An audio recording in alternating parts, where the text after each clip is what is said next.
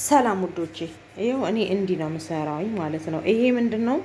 ይሄንኛው ካሮት፣ ትንሽዬ ስጋ፣ 3 ራስ ካሮት፣ 1 ድንች፣ 1 ሽንኩርት፣ 4 ፍሬ ነጭ ሽንኩርት፣ ጤንጥዬ ዝንጅብል፣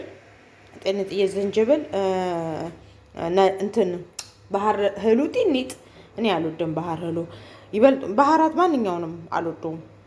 በቃ ባህር እንትን ስል ማለት ነው ልቤን ቅፍን ነገር እና ፍርፍር የሚል ነገር ስላለ ብዙ ጊዜ ባህራት አልጠቀምም። ነጭ ሽንኩርት ራሱ በጣም ያው አልወደውም፣ ግን ሳልወድ በግዴ ምግብ ላይ ጨምራለሁ። ሰላጣ ላይ ያስጠላኛል እያየሁት እንደዚህ እንትን ስል እና ይሄ እንደዛ ነው። ይሄ ደግሞ ለነሱ ነው።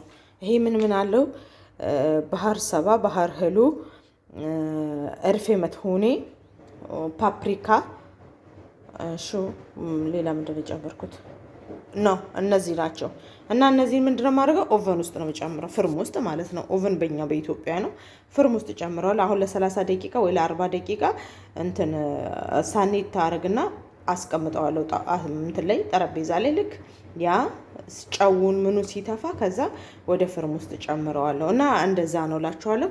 ወዳችኋለሁ። ላይክ፣ ሼር፣ ኮሜንት ጻፉ። ዜድ እንደዚህ ብትሰሪ ይሄ ያዋጣሻል ብላችሁ አስተያየት አድርጉልኝ። ላይክ፣ ሼር፣ ኮፒ ሊንክ እያደረጋችሁ ለሁሉም እንዲደርስልኝ።